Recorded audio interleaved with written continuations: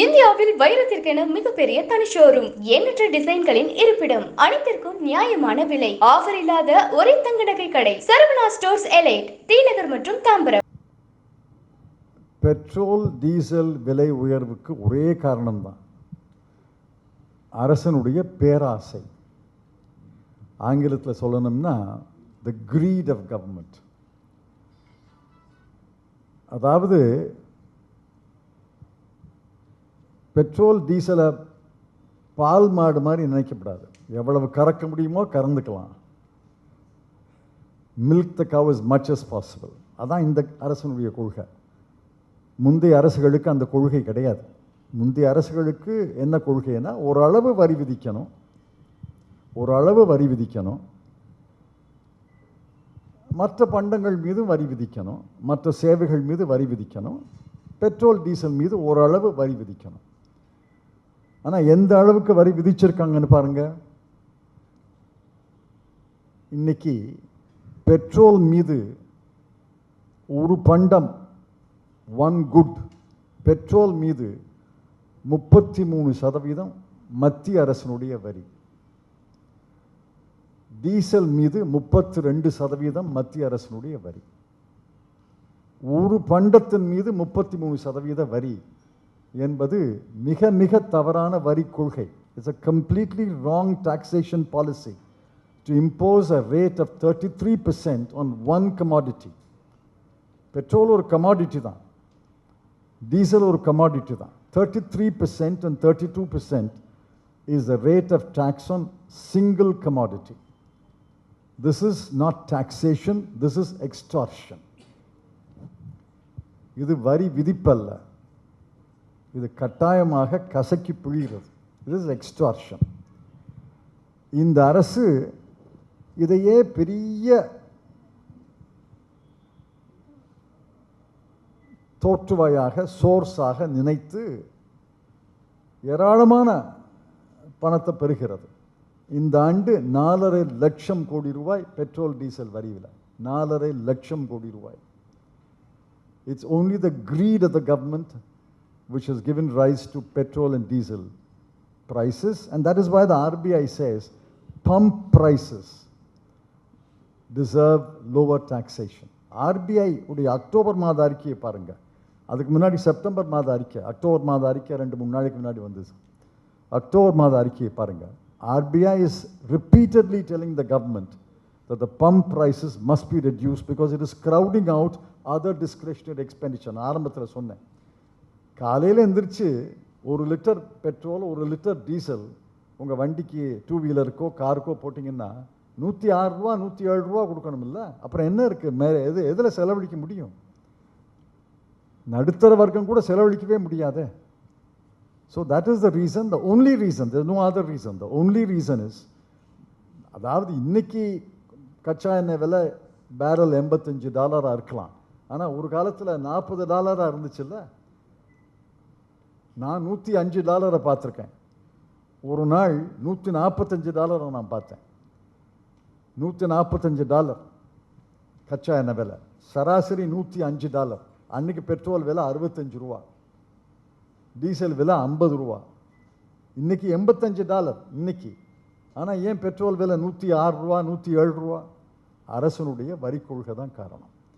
ரெண்டாவது கேள்வி இருக்க, அரசியலுக்குள்ள நுழையாமல் அந்த கேள்வியை கேட்டிருக்கலாம் நீங்கள்.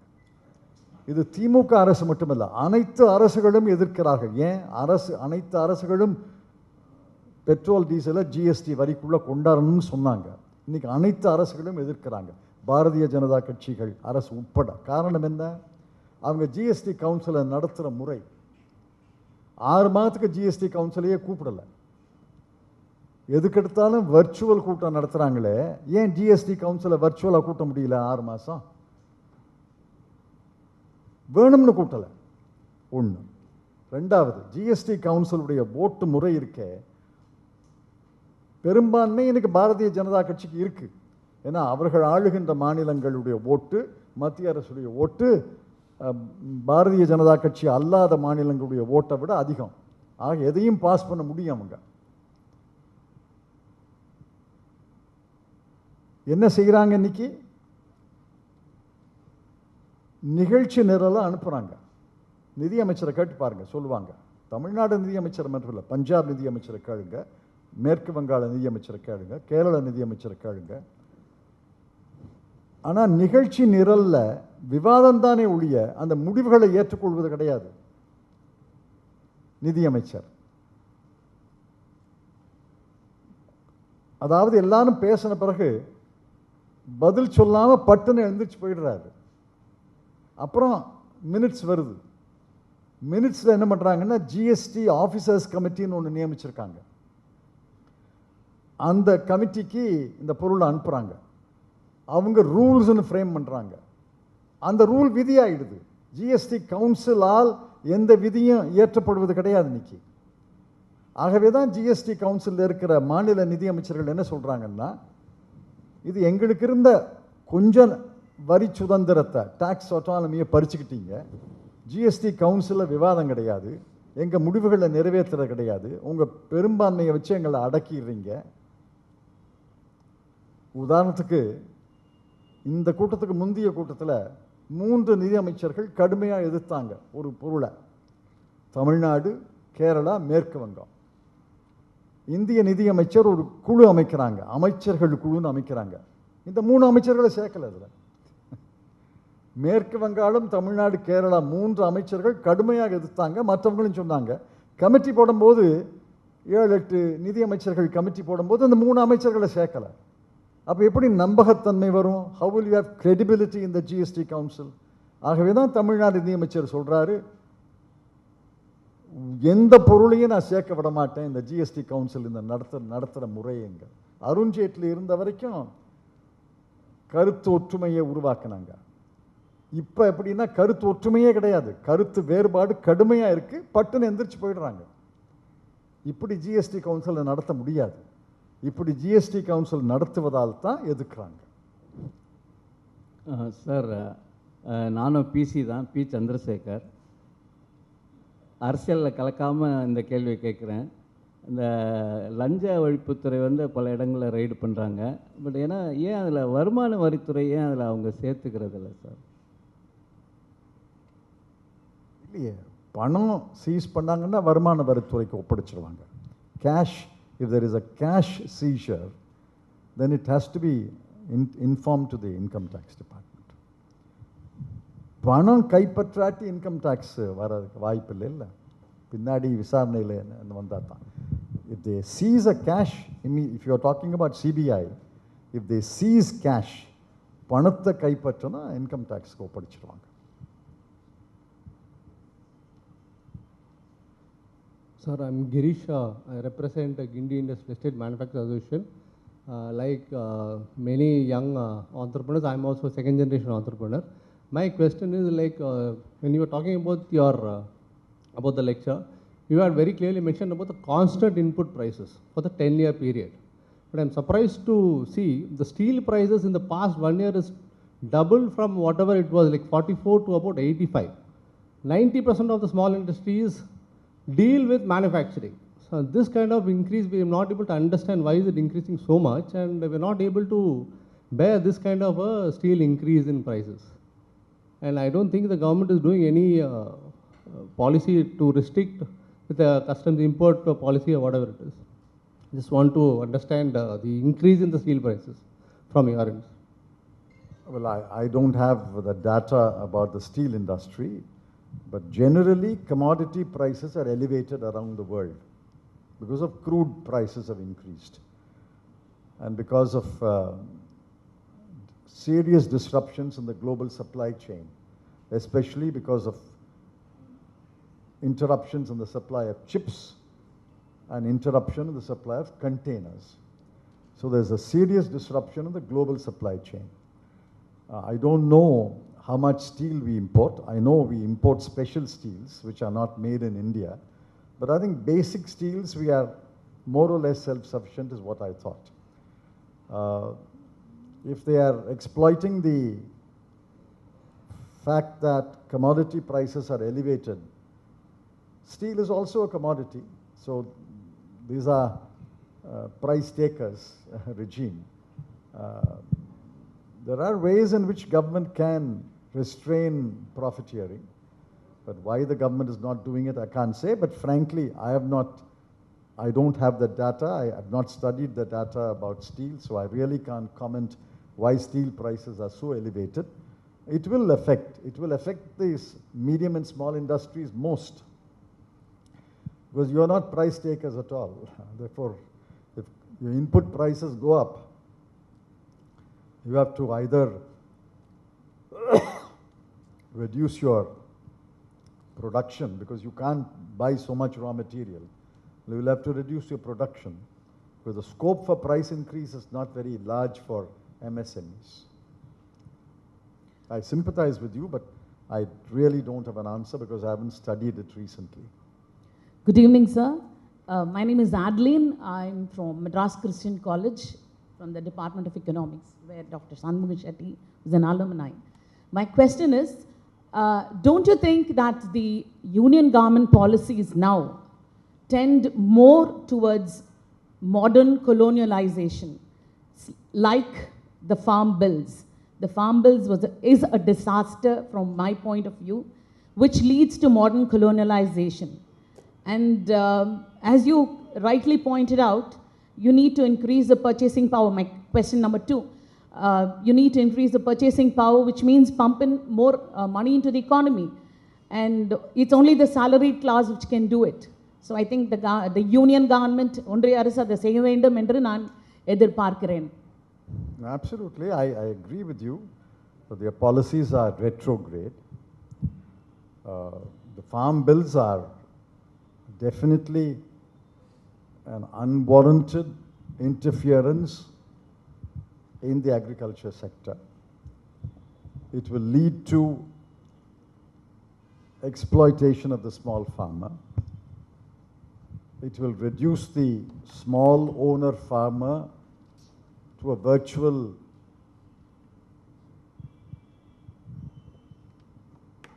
what can I call it? He'll become a contractor. So there are serious issues about the farm bill. I've written about it, I've spoken about it. There are serious issues about the farm bill, but the government is unwilling to even sit down and discuss it. In fact, the Prime Minister about 15 days ago said those who oppose the farm bills are hypocrites. That's the word he used. Now, I'm proud to call myself a hypocrite. There are serious issues about the farm bill, and therefore, the only way it can be resolved, I have suggested, is to repeal and reenact. There is a legal device called repeal and reenact. If a bill is creating so much opposition, but there are still some parts of the bill which are good, you repeal that law, but on the same day reenact the law retaining the good parts. But the government is deaf to those pleas, which is why the farmers are agitating for the last year or so. As far as the second question is concerned, my views are quite public. It's in the public domain. I have pleaded for cash transfers to the bottom 20%, 25%. You choose a number. I'm not saying it should be a bottom 50%. Within the limits of your resources, you choose your number. But surely the bottom 20% must have money in their hands. It's only if they have money, demand will rise, because they spend. See, it's a truism. You're an economics professor. It's a truism that the proportion of expenditure for the poor man is much higher than the proportion of expenditure for a rich man. If I have a 5,000 rupee income, I'll probably spend all 5,000. If I have a 50,000 rupee income, I'll probably spend 40,000. If I have a 5 lakh income, I'll probably spend only 4 lakhs. So the smaller the income, the greater the proportion of expenditure. Therefore, people must have more money. I've pleaded for cash transfers. And I've also pleaded for free grain to be given to more people. The Azim Premji University's research showed that under the program they announced, only 23% of households received the full free grain. Only 23%, Azim Premji University's report. which is why in the hunger index we have slided. Stunting is higher, wasting is higher, malnutrition is higher, and the hunger index we have slided. The fact is, in the last 18 months, more people have gone more hungry. Can you deny that? Anybody who goes to the villages will know people are eating less food and people are going more hungry on several days. Hunger has increased in this country. And therefore, I have pleaded for cash transfers and free ration. We have huge mountains of grain. It can be distributed.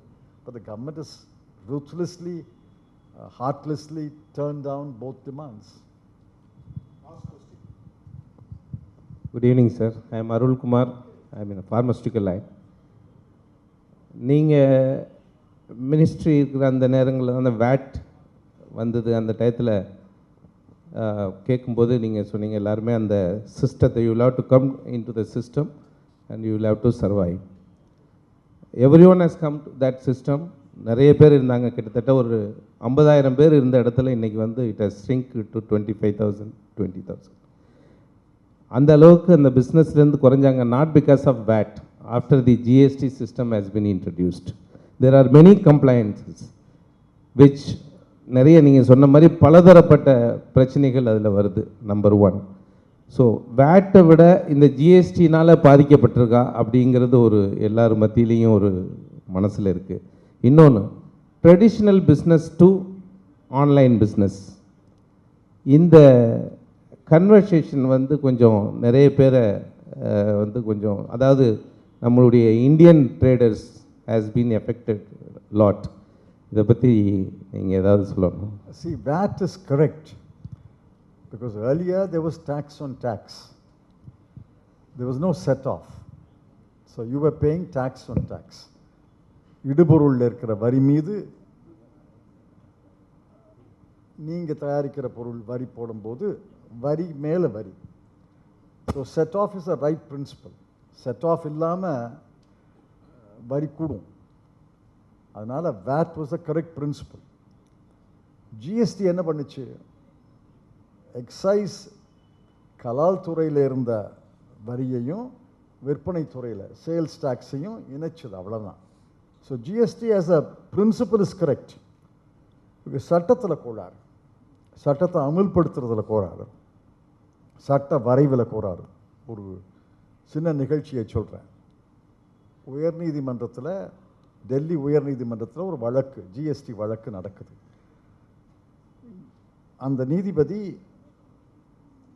பொதுவாக ரொம்ப தெளிவான புத்திசாலியான நீதிபதி என்ற பெயரை பெற்றவர். ஒன்றும் விவரம் தெரியாத நீதிபதி அல்ல, விவரம் தெரிஞ்ச நீதிபதி.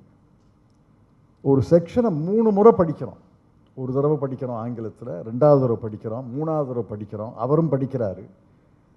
கடைசியில் கேட்குறாரு, என்ன அது பொருள்னு கேட்குறாரு. 3 முறை ஆங்கிலத்தில் வழக்கறிஞர் படித்த பிறகு ஒரு தெளிவான புத்திசாலியான நீதிபதி கேட்குறாரு, இன்னும் புரியலையே என்ன சொல்கிறாங்க அப்படின்னு கேட்குறாரு. அரசு வழக்கறிஞர் கேட்குறது, என்னப்பா சொல்கிறீங்க இதில் இந்த செக்ஷனில்? அவருக்கும் சொல்ல தெரியல. ஒன்று தெரிஞ்சுக்குங்க, ஆங்கிலத்தில் தான் ஜிஎஸ்டி வரி சட்டம் இருக்குது. தமிழில் மொழிபெயர்க்கப்பட்டிருக்கான்னு எனக்கு தெரியாது. மொழிபெயர்க்கப்பட்டிருக்க முடியாது, ஆனால் மொழிபெயர்க்க முடியாத ஆங்கிலம் அது. It's அன்ட்ரான்ஸ்லேட்டபிள் English. ஒரியாவில் மொழிபெயர்ப்பட்டிருக்கா, அசாமிஸில் பண்ணியிருக்காங்களா, பஞ்சாபியில் பண்ணியிருக்காங்களா? பண்ணியிருக்க முடியாது. ஏன்னா ஆங்கிலத்திலே புரியலையே, இது எப்படி தமிழில் மொழிபெயர்க்கிறது? தமிழில் மொழிபெயர்த்து எப்படி நீங்கள் புரிஞ்சுக்கிறது? அதனால் அந்த வரைவு சட்டமே தப்பு. அந்த சட்டத்தை ஒழுங்காக வரைந்து டிராஃப்ட் பண்ணி பாஸ் பண்ணலாம். ஆனால் இவங்க முதல்ல அது தவறுன்னு ஒத்துக்கணும். இல்லை, ஒத்துக்கவே மாட்டேங்கிறாங்களே. சட்டம் கோளாறு, சட்டத்தை அமுல்படுத்துகிற முறை கோளாறு. அந்த சட்டத்தை நிர்வகிக்கிற ஜிஎஸ்டி கவுன்சிலை நடத்துகிற முறை ஏதோ ஆண்டான் அடிமை முறையில் நடத்துகிறாங்க. அதனால தான் மாநில அரசுகள் எதிர்க்கிறாங்க. தர வேண்டிய இழப்பீடு தொகையை பல ஆண்டுகள் தரலை, நிலுவை வச்சுருக்காங்க. ஆக பல கோளாறுகள் இருக்கின்றன. ஆனால் சீர்திருத்த முடியும். இந்த ஜிஎஸ்டி சட்டத்தை எடுத்துட்டு புதிய ஜிஎஸ்டி சட்டத்தை அமலாக்கி அதை தெளிவுபடுத்த முடியும், எளிமையாக்க முடியும். பட் தென் அதுக்கு காலம் வரணும். ஆன்லைன் ட்ரேடை தவிர்க்க முடியாது. Online trade expands your markets. நீங்கள் ஃபிசிக்கல் ட்ரேட் மட்டும்தான் பண்ணுவீங்கன்னா your market is limited. Online trade reaches you out, expands your market. So online ட்ரேடை ஏற்றுக்கொள்வது தான் சரி. அதுக்காக ஃபிசிக்கல் ட்ரேட் நின்று போயிடும்னு நினைக்காதீங்க. இப்போவே பெரிய அமேசான் இன்னைக்கு பல ஃபிசிக்கல் ஸ்டோர் ஹவுஸஸை கட்டுறாங்கல்ல. ஏன்? ஃபிசிக்கல் ட்ரேட் இருக்கும், அதை ஒழிக்க முடியாது. Online trade reaches expands your market, expands your range of products. இப்போ ஷூஸ் வாங்குறீங்கன்னா நீங்கள் பாட்டா கடைக்கு போகிறீங்க, அல்லது உயர்ந்த செருப்புகள் விற்கக்கூடிய கடை, என்னது அந்த இங்கிலீஷ் என்ன பேர், சியில் ஆரம்பிக்கிறேன். No, the English brand. No, Crocs is the Clark. கடைக்கு போனீங்கன்னா, லண்டனில் கடைக்கு போனீங்கன்னாலும் ஒரு மாடலில் ஒரு வகையான காலனியில் 3-4 சாம்பிள் தான் வச்சுருப்பாங்க. 3-4 மாடல் தான் இருக்கும். ஆன்லைனில் போனீங்கன்னா 30 மாடல் கிடைக்கும். ஏன்னா 30 மாடலையும் அவன் கடையில் வைக்க முடியாது. அந்த கடைக்கு பரப்பளவு, வாடகை அதெல்லாம் பார்க்கும்போது 30 மாடலை வைக்கவே முடியாது. 3 தான் வச்சுருப்பாங்க. ஆன்லைனில் 30 மாடல் கிடைக்கும். அதனால் it expands your range of products முதல்ல. ரெண்டாவது, இட் எக்ஸ்பேண்ட்ஸ் யுவர் மார்க்கெட். இப்போ எனக்கு இங்கே கடையில் கிடைக்காததை நான் லண்டன்லேருந்து வாங்க முடியுமே? லண்டனுக்கு போய் தான் வாங்கணும்னு அவசியம் இல்லையே. அப்போ லண்டன் கடைக்காரனுக்கு அந்த பொருளை உற்பத்தி பண்ணுறதுக்கு ஏற்றுமதி பண்ணணும்னு அவசியம் இல்லையே. ஏற்றுமதி பண்ணி இங்கே கடை வச்சு விளம்பரம் பண்ணி விற்கணும்னு அவசியம் இல்லையே. So online expands your market, expands your range of products. கூடுமான வரைக்கும் ஆன்லைனில் ஏற்றுக்கொள்ளத்தான் வேணும். அதுக்காக ஸ்டோர் ஒழிஞ்சு போயிடும்னு நினைக்காதீங்க. இப்போ உதாரணத்துக்கு நான் துணி வாங்கணும்னா எனக்கு ஆன்லைனில் வாங்க பிடிக்கிறது இல்லை. எனக்கு போகணும், கடைக்கு போகணும். புடவை வாங்க சொல்லுங்கள், ஆன்லைனில் யாராவது வாங்குவாங்களா? வாங்குவாங்க. ஒரு புடவை 2 புடவை வாங்குவாங்க.